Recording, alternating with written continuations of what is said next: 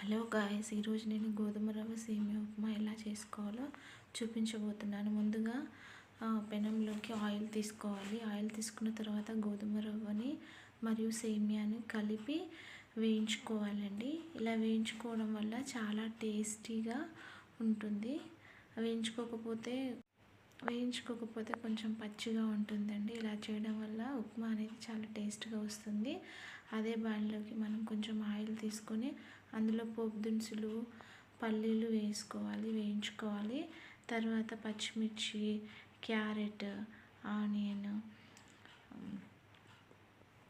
కరివేపాకు వేయించుకోవాలండి. బాగా ఫ్రై చేసుకోవాలి. క్యారెట్ అనేది బాగా కుక్ అవ్వాలండి. క్యారెట్, ఆనియన్ అనేది అప్పుడే కొంచెం మంచిగా టేస్ట్ వస్తుంది. నెక్స్ట్ మనం ఇందులో కొంచెం కొత్తిమీర, పుదీనా కూడా వేసుకోవాలి. వేసుకున్న తర్వాత బాగా కలుపుకోవాలండి. నేను ఇక్కడ 1 కప్ ఆఫ్ గోధుమ రవ్వకి 1.5 కప్ వాటర్ తీసుకున్నానండి.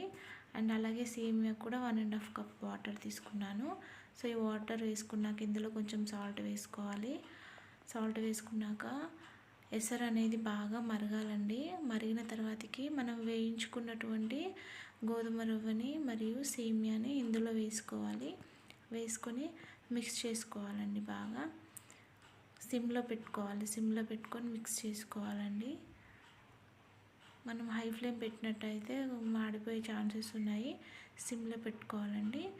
ఇప్పుడు చూసారు కదండి, ఉప్మా అనేది ఆల్మోస్ట్ రెడీ అయిపోయింది. ఇది చాలా హెల్దీ అండి. గోధుమ రవ్వ సేమియా ఉప్మా అనేది చాలా హెల్దీ.